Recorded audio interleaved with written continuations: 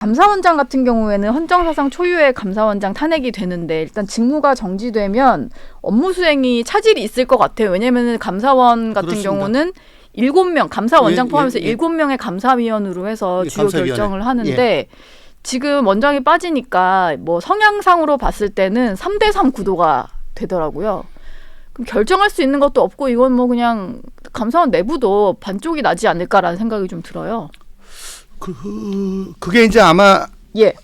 문재인 정부 때 임명된 분이 3분, 뭐 현 정부에서 임명된 분이 3분, 그래서 3대3 네. 이 교착 상태에 들어가지 않을 것인가라는 것인데, 그래도 우린 감사위원들 개인 양식과 그 자질을 믿어야죠.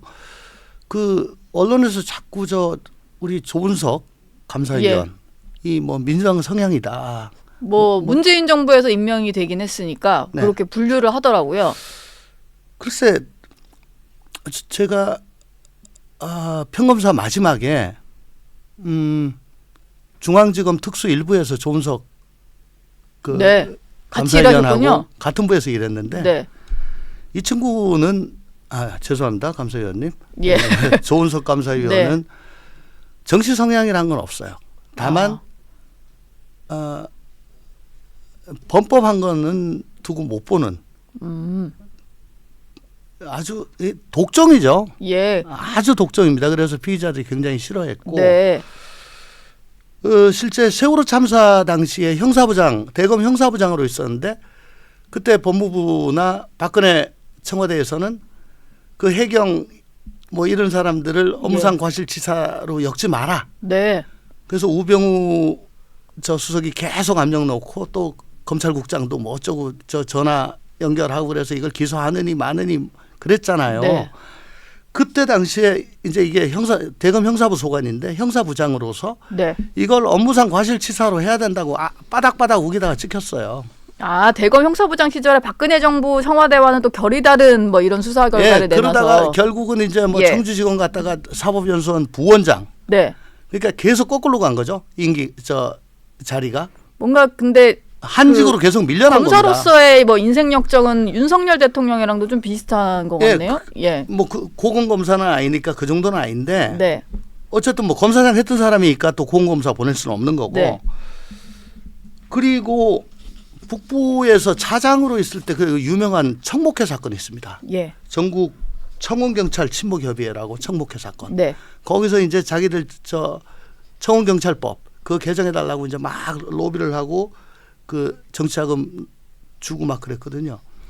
여야 가리지 않고 그냥 싹 다 기소를 해버렸어요. 그래서 정치권을 완전히 찍혔던 그런 사람이에요. 실제 감사위원으로 있을 때도 유병우 사무총장이 주심 감사위원인 자기를 제껴놓고 결제 시스템을 이상하게 바뀌어가지고 자기는 보지도 못한 채 이게 나갔다는 거죠. 어떻게 주심 감사위원이 오케이 안 했는데 이게 나가냐. 그걸 가지고 왈가왈부를 했던 겁니다. 그러면은 유병호 사무총장 지금은 감사위원인데 유병호 감사위원과의 어떤 부딪혔던 부분 이런 거는 이제 절차에 있어서의 문제를 제기했던 거지 국민의힘 일각에서 보듯이 특정 정치 성향을 가지고 있기 때문에 계속 부딪혔다 이건 좀 아니란 말씀이시네요. 아닌 거는 아닌데 왜 이걸 아닌 건 아닌 건데 자꾸 나한테 뭐 당군 이래 제일 많이 뭐 그 기록을 봤다는 둥 뭐 이런 얘기를 막 했던 게 기억이 나는데요. 네. 이건 주심감사위원으로서 제대로 일을 하려고 그랬던 거지. 근데 결국은 이거 가지고 뭐 수사 의뢰를 했다 그래요. 예. 감사원에서. 네.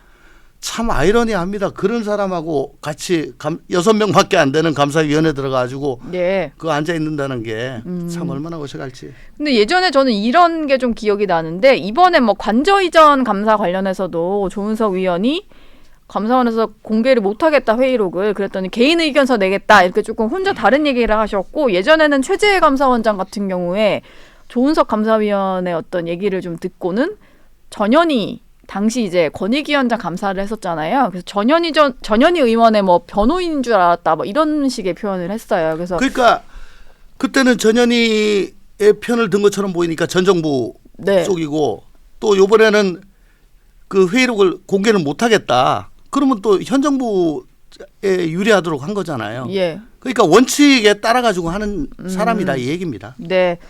어쨌든 국민의힘은 계속 조은석 그 다음에 또 순서대로 하자면 어쨌든 야당에서 그 지금 민주당이 정권을 잡고 있을 때 임명했던 인사들이 줄줄이 권한대행을 하게 되다 보니까 뭐 감사원 탈취 시도다 이런 표현까지 좀 쓰는 것 같더라고요. 글쎄요. 조은석 감사위원은 또 뭐 1월 중순경에 아마 임기가 끝나니까 끝나죠. 한 달도 예. 제대로 못할 것 네. 같은데 한 달 정도? 예. 뭐 그 사이에 뭐가 있겠습니까? 네. 이제 그 다음에 오시는 김인혜 감사위원이 사실은 민변에 계시고 참여정부 때 비서관 하시고 또 그 문재인 김인혜 검찰을 생각한다라는 책을 문재인 대통령하고 같이 공저를 했죠. 이게 지난 정부 검찰개혁의 시금석 네. 가이드라인이 됐다라는 예. 그 얘기가 있을 정도로 사실은 굉장히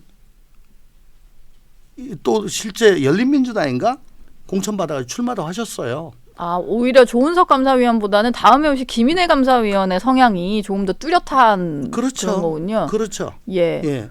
그러니까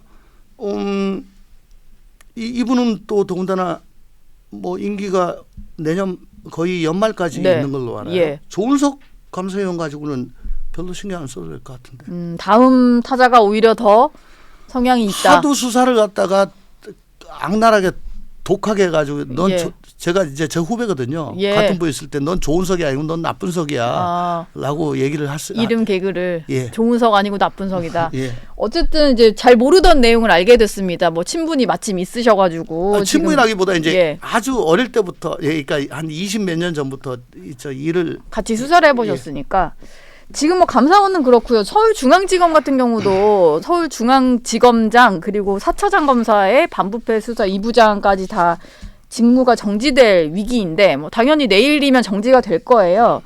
뭐 평검사들까지 성명을 내고 이런 반발하는 입장을 내고 있는데 보통 이제 검사들은 공개적으로 입장 낼 때 내부망에 2%의 글 올리시잖아요.